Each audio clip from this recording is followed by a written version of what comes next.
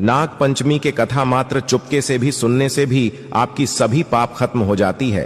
काल सर्प दोष खत्म हो जाता है। पितृदोष, पुराने से पुराने गरीबी दूर हो जाती है। अगर आप नाग पंचमी के पूजा ना कर सके तो आप नाग पंचमी के कथा अवश्य सुने, लेकिन याद रहे संपूर्ण फल की प्राप्ति करने के लिए नाग पंचमी की कथा अंत तक जरूर सुने। इसे बीच में नहीं रुका जाता। जो भी व्यक्ति चुपके से भी नाग पंचमी की कथा को सुन लेता है तो उसके ऊपर सदैव भगवान भोलेनाथ की कृपा बरसती है, माता लक्ष्मी की कृपा बरसती है। सावन के पवित्र महीने में नाग पंचमी की कथा पूरे परिवार को, हर किसी को सुनना चाहिए।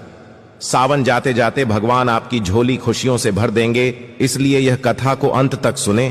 तो आइए सुनते हैं नाग पंचमी के कथा। दोस्तों, प्राचीन काल में किसी नगर में एक सेठ जी रहते थे। उनके 7 पुत्र थे और 7 शादीशुदा थे। 7 पुत्रों के बहू में सबसे छोटी बहू सबसे ज्यादा विदुषी, सुशील और संस्कारी थी।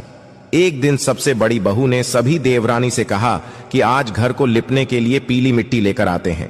सभी बहुएं दलिया और खुरपी लेकर मिट्टी लेने चली गई। जब बहुएं मिट्टी खोदने लगीं, तब वहां एक सांप निकला।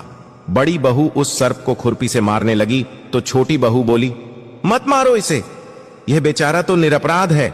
यह सुनकर बड़ी बहू ने सर्प को नहीं मारा। तब सर्प एक ओर जाकर बैठ गया।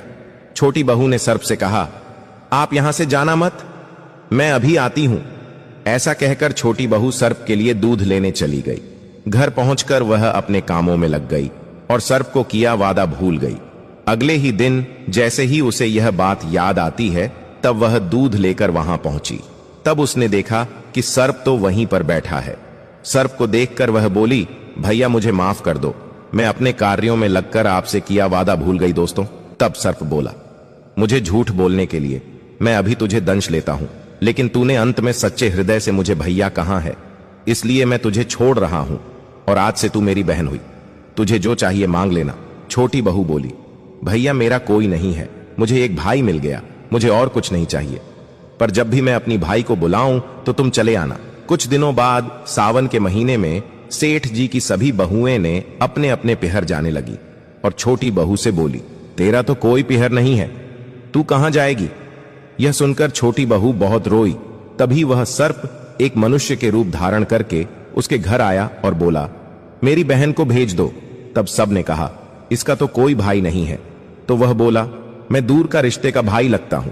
इस तरह विश्वास दिलाने पर घर के लोगों ने छोटी बहू को उसके साथ भेज दिया।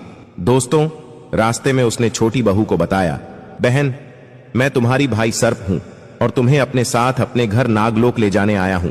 तुम डरना मत, तुम मेरी पूंछ पकड़ लो। छोटी बहू ने सर्प के कहे अनुसार किया। जैसे ही वह नागलोक पहुंची, नागलोक की धन ऐश्वर्य को देखकर छोटी बहू चकित रह गई। सर्प उसे अपने माता के पास ले गया और बोला, माता यह मेरी बहन है, इसने मेरी जान बचाई थी और यह हमारे साथ कुछ दिन रहने आई है। दोस्तों, सर्प की माता ने छोटी बहू को गले से लगा लिया।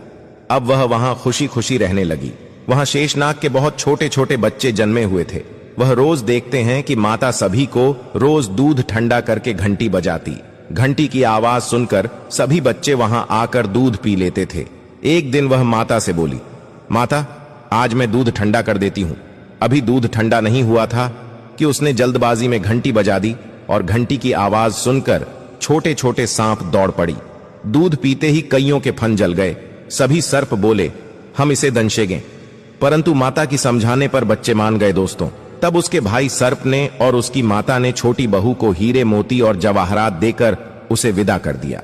इतनी सारी धन दौलत देखकर बड़ी बहू बोली, भाई ने इतनी सारी दौलत दी है तो इसे झाड़ने के लिए एक सोने के झाड़ू भी दे देता।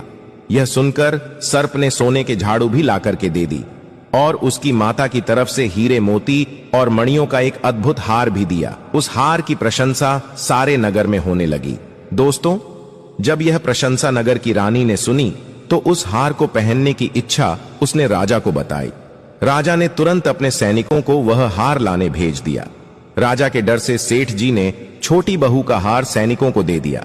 इस बात से छोटी बहू बहुत दुखी हुई और अपने भाई सर्प को याद करके उसे सारी बात बताई।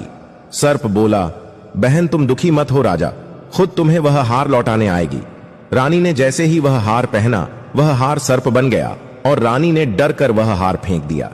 यह देखकर राजा ने छोटी बहू को उपस्थित होने का आदेश दिया। सेठ जी स्वयं छोटी बहू को लेकर गई। राजा ने छोटी बहू से पूछा, तूने क्या काला जादू किया है? छोटी बहू बोली, राजन मुझे क्षमा कीजिए, यह हार ऐसा ही है, यह हार मुझे मेरी भाई ने दिया है। इतनी देर में वह नाग वहां पर प्रकट हो गया। नाग बोला, यह मेरी बहन है और यह हार मैंने इसे दिया है। यह देखकर सभी लोगों ने नाग देवता को प्रणाम किया। क्योंकि उस दिन पंचमी तिथि थी, इसलिए उस दिन से नाग पंचमी का त्योहार मनाया जाता है। दोस्तों, तभी से सभी स्त्रियां सर्प को अपना भाई मानकर उसकी पूजा करते हैं। शास्त्रों में बताया जाता है कि सावन के पवित्र महीने में नाग पंचमी के पावन पर्व पर नाग देवता को गाय का कच्चा दूध अवश्य अर्पित करना चाहिए। इस दिन नागों का राजा साक्षात आपको वरदान देते हैं। काल सर्प दोष समाप्त हो जाता है, पितृदोष दूर हो जाता है। नाग पंचमी के दिन नाग देवता के दर्शन करने से बहुत ही शुभ और मंगलकारी माना जाता है। सच्चे दिल से कमेंट बॉक्स में लिखें, नाग देवता की जय हो, ओम नमः शिवाय। एक लाइक तो बनता है।